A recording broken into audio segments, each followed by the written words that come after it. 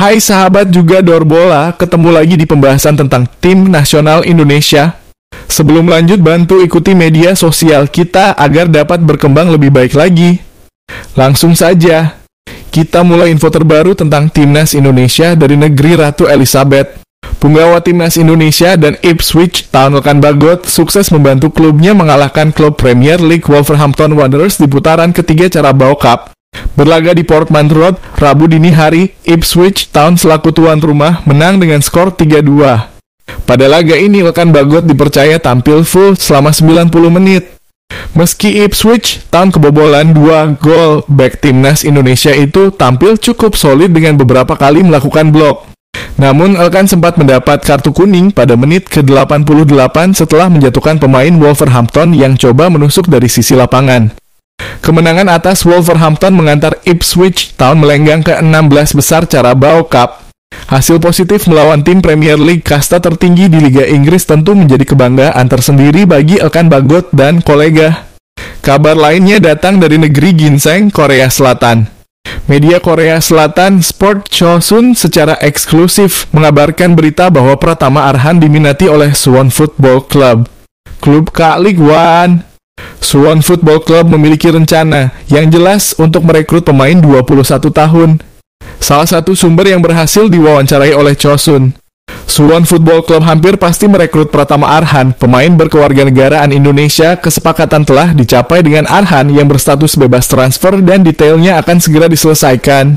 Jika benar, maka Pratama Arhan akan jadi pemain Indonesia pertama yang membela Suwon Football Club.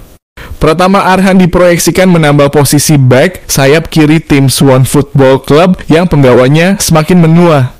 Ex-back kiri timnas Korsel Jeong Dong Ho saat ini berusia 33 tahun dan kemungkinan akan digantikan Arhan. Suwon Football Club juga berencana memanfaatkan baik dari segi marketing. Suwon Football Club secara belak-belakan memang ingin memanfaatkan perekrutan Pratama Arhan untuk merambah pasar Asia Tenggara. Indonesia dipilih karena memang manajer mereka, Choi So-on Ho, sudah lama menaruh perhatian ke Indonesia.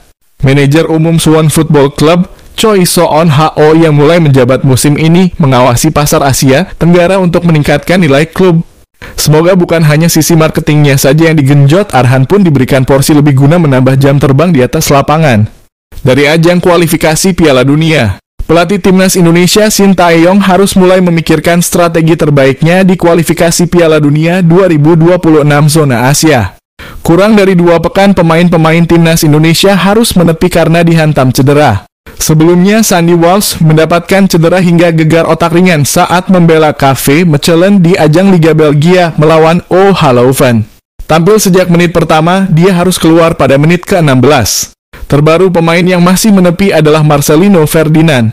Sempat mendapatkan banyak menit bermain di KMS Kadeinse musim lalu, justru saat ini belum bermain hingga pekan ke-6. Termasuk 2 laga terakhir melawan RFC Seraing dan SV Zulte Waregem. Melalui laman Twitter pribadinya, Marcelino mengabarkan bahwa dia mengalami cedera hamstring. Semoga lekas sembuh Sandy dan Marcelino. Dari ajang Asian Games, jelang menghadapi Uzbekistan, Timnas Indonesia yang lolos dengan susah payah ke fase gugur dihadapi dengan 3 masalah berat yang harus diatasi pelatih Indra Syafri dan pemain. Antara lain kreativitas minim. Kekalahan dari Taiwan dan Korea Utara memperlihatkan minimnya kreativitas pemain-pemain timnas saat menyerang. Bahkan terlihat jelas para pemain Garuda Muda tampak terburu-buru dalam bermain. Permainan mengandalkan umpan silang juga terus diperagakan walau sudah terbukti tidak efektif. Persoalan ini mesti segera dibereskan Indra Syafri jika ingin mendapat hasil yang lebih baik saat bersua Uzbekistan. Kerap lengah, persoalan konsentrasi pemain juga jadi sorotan buat Timnas Indonesia. Dalam 2 laga terakhir, gawang Hernando Ari kebobolan di fase-fase krusial. Saat kalah dari Taiwan, Timnas Indonesia U-Strip 24 lengah di awal pertandingan babak kedua. Hasilnya, gol mampu dicetak oleh Taiwan melalui Chin Wen-yen yang jadi gol penentu kemenangan. Masalah konsentrasi kembali muncul ketika takluk dari Korea Utara. Kali ini Indonesia lengah mendekati akhir babak pertama. Lini depan bermasalah, Timnas Indonesia boleh saja sudah mencetak 2 gol melalui Ramai Rumakiek dan Hugo Samir. Namun torehan itu tidak lantas membuat persoalan di lini depan menjadi selesai. Terbukti ketajaman itu tidak berlanjut di dua pertandingan melawan Taiwan dan Korea Utara. Tidak ada satu gol pun yang mampu dicetak oleh para pemain timnas Indonesia. Peran Egy sebagai pemain berpengalaman belum terlalu terlihat.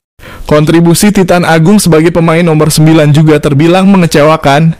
Harapan kini muncul dengan bergabungnya Ramadan Sananta. Pemain Persis Solo ini diharapkan bisa mengatasi masalah di lini depan saat melawan Uzbekistan.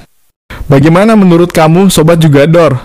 Back lagi, media Korsel bocorkan satu pemain keturunan yang diinginkan Shin Tae-yong untuk bela timnas Indonesia. Media Korea Selatan membocorkan satu nama pemain keturunan yang diincar Shin Tae-yong demi bisa membela timnas Indonesia. Ia adalah Ryan Flamingo. Ryan Flamingo merupakan satu nama baru yang masuk proyek naturalisasi. Dari data Transfermarkt, ia merupakan pemain Sassuolo yang kini sedang dipinjamkan ke Football Club Utrecht. Back berusia 20 tahun ini sudah tampil dalam 4 pertandingan musim 2023-2024 dengan sumbangan 1 gol. Lengkap sudah update terbaru mengenai kabar tim nasional Indonesia. Kembali gak pernah bosan untuk mengingatkan jangan lupa ikuti sosial media Jugador Bola agar dapat semakin baik dalam memberikan informasi terbaru. Salam olahraga.